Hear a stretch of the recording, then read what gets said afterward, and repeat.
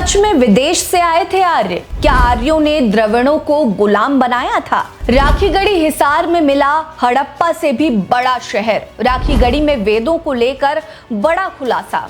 भारत की धरती पर जब भी इतिहास की परतें उखड़ती हैं तो नई कहानियां, नए सच सामने आते हैं। हरियाणा के हिसार जिले में राखीगढ़ी की खुदाई ने एक ऐसी ही सभ्यता को उजागर किया है जो न केवल हड़प्पा से बड़ी और विकसित है बल्कि भारत के मूल निवासियों, खास करके द्रविड़ों और दलित समुदाय के गौरवशाली अतीत को भी सामने लाती है। ये खोज न सिर्फ इतिहास को नए सिरे से लिखने की मांग करती है बल्कि सदियों से चली आ रही आर्य श्रेष्ठता और जातिवादी सोच की जड़ों को भी उखाड़ फेंकती है। नमस्कार, मेरा नाम है रीटा।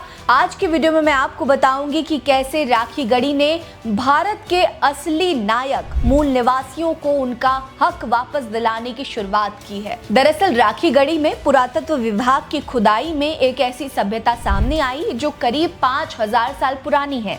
ये शहर न केवल हड़प्पा और मोहनजोदाड़ो से बड़ा है बल्कि अपने समय का सबसे विकसित नगर भी था। सड़कें, जल निकासी व्यवस्था और सुनियोजित घर, ये सभ्यता उस समय की तकनीकी और सामाजिक उन्नति का जीता जागता सबूत है। लेकिन इस खोज ने एक बड़ा सवाल खड़ा किया है कि ये सभ्यता किसकी थी? क्या वे वही लोग थे जिन्हें बाद में अनार्य या दास कहकर हाशिए पर ढकेल दिया गया? राखीगढ़ी में मिले कंकालों की डीएनए जांच ने एक विस्फोटक सच उजागर किया। इन कंकालों में R1A1 जीन, जिसे तथाकथित आर्य जीन कहा जाता है, उनका कोई नामो निशान नहीं मिला है।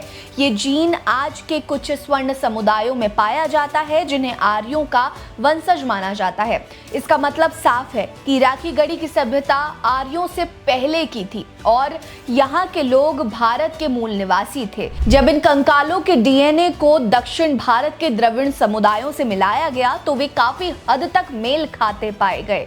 यानी भारत के असली मालिक द्रविड़ और दलित समुदाय थे, न कि बाहर से आए तथाकथित आर्य। ऐतिहासिक दावों के मुताबिक आर्य मध्यम एशिया, यूरेशिया या नॉर्थ पोल के अकार्कटिक क्षेत्र से भारत आए थे। उन्होंने न केवल यहाँ की उन्नत सभ्यताओं पर आक्रमण किया बल्कि मूल निवासियों को गुलाम बनाकर उन्हें उत्तर भारत से खदेड़ दिया।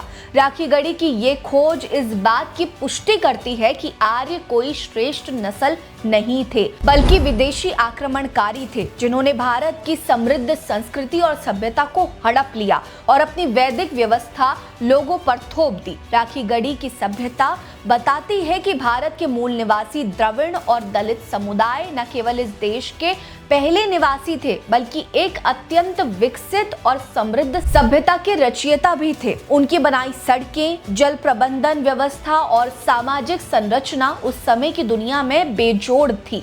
लेकिन आर्यों के आगमन के बाद इन मूल निवासियों को न सिर्फ उनके अधिकारों से वंचित किया गया बल्कि उन्हें अनार्य, दास या शूद्र जैसे अपमानजनक नामों से पुकारा गया।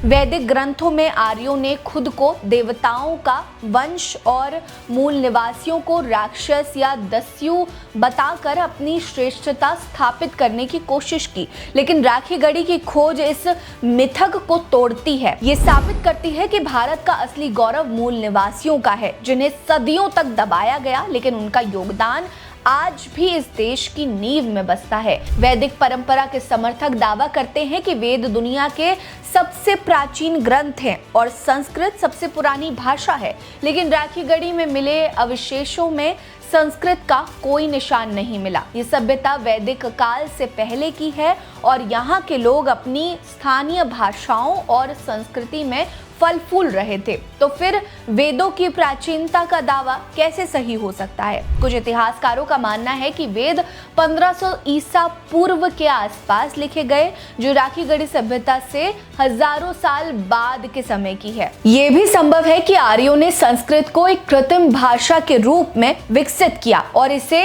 देववाणी कहकर अपनी सत्ता को पवित्रता का जामा पहनाया। राखीगढ़ी की खोज इस बात को बल देती है कि भारत की मूल संस्कृति और भाषाएं वैदिक संस्कृति से कहीं अधिक समृद्ध और विविध थी, जिन्हें बाद में दबा दिया गया।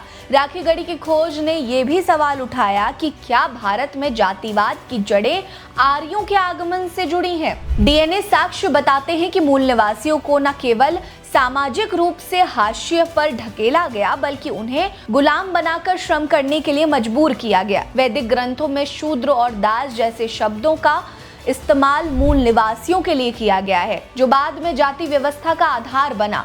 ये व्यवस्था मूल निवासियों को सदियों तक उत्पीड़न और शोषण का शिकार बनाती रही। आज भी दलित और आदिवासी समुदाय इस अन्याय के खिलाफ लड़ रहे हैं।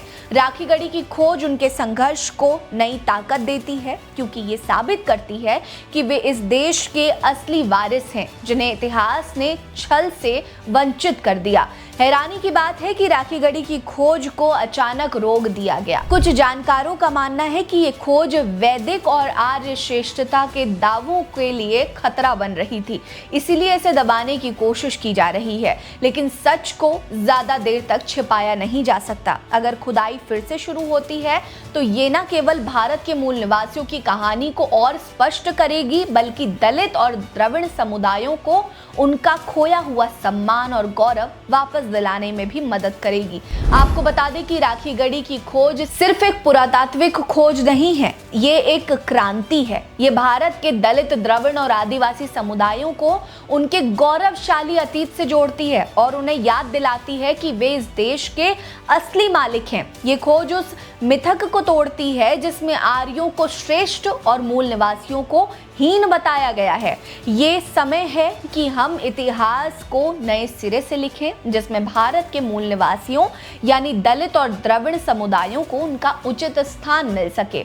ये सिर्फ एक खोज नहीं है, ये भारत की असली नायकों की जीत की शुरुआत है। इस मामले पर आपकी क्या राय है? कमेंट सेक्शन में हमें जरूर बताइए। बने रहिए हमारे साथ। नमस्कार।